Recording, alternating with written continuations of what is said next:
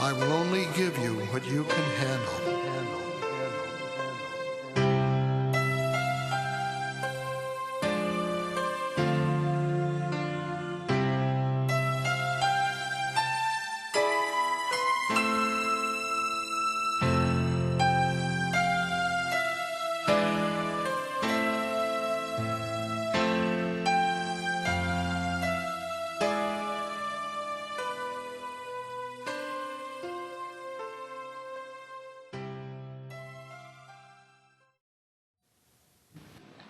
I had a nightmare that night.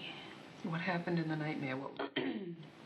Well, I mean, I was sitting in this doctor's office with my feet in the stirrups, and I was getting an abortion.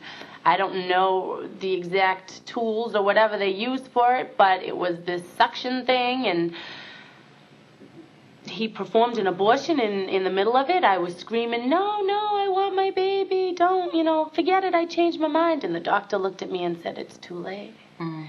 And I woke up and I was crying hysterically. I just knew that there was no way I could go through something like that.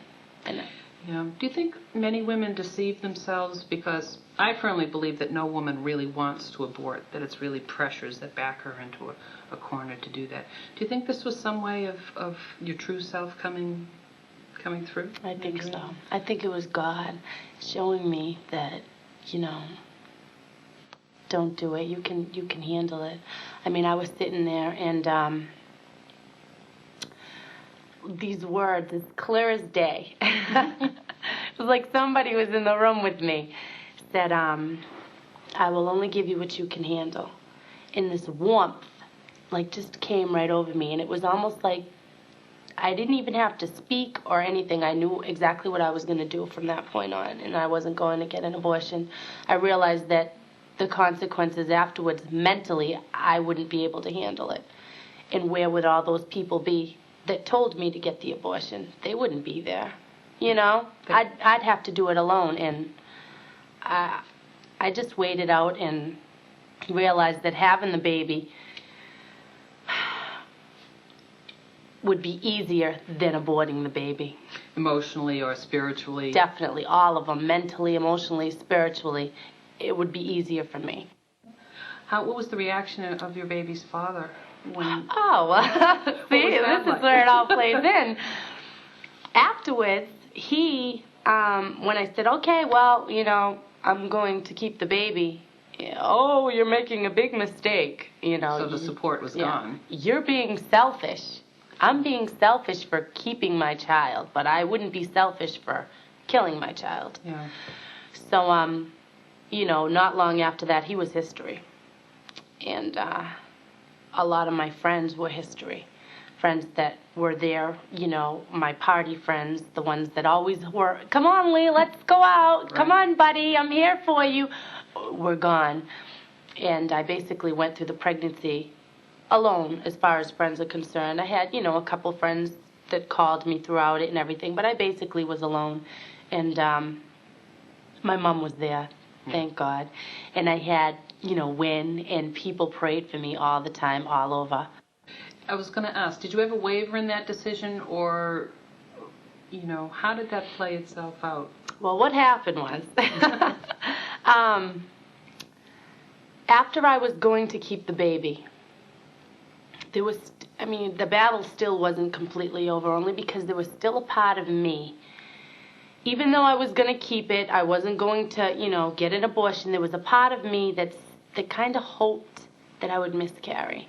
Only so that the guilt wouldn't be on me. It would be just an act of... So the problem would go away? Yes, without me contributing to it. I see. You see? So the pressures were still very real in terms of it's not an easy decision to make. Not at all. Yeah. As a matter of fact, it's much harder, too, to proceed with that. To keep a baby than it is to have an abortion when you think of it. So the pressures didn't disappear, but not your conviction was still struggling. Exactly. I still, I was going to keep the baby, but I still kind of, well, maybe if I miscarried, it wouldn't be so bad. But what happened was I ended up starting to bleed one day. I was like 4.5 months pregnant. I started to bleed, and oh God, I'm bleeding. You know, it wasn't like, yay. It was like, oh my, my God. Yeah. So I got, an ambulance came, brought me to the hospital, and the doctor came in and examined me and said that I was going to miscarry. Mm. And my God, I mean, I was just so horrified. I was so hurt. I was like, no, this is my baby. This can't be happening. And I felt so guilty because in the back of my mind, I'm like, you brought this upon yourself.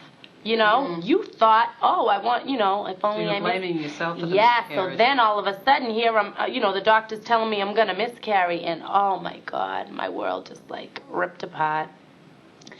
And miraculously after that, another doctor examined me like an hour later, and I stopped bleeding. Wow. So And you almost had a second mini miracle, if you want to call it that. it was a miracle, Yeah. I believe. Definitely was a miracle.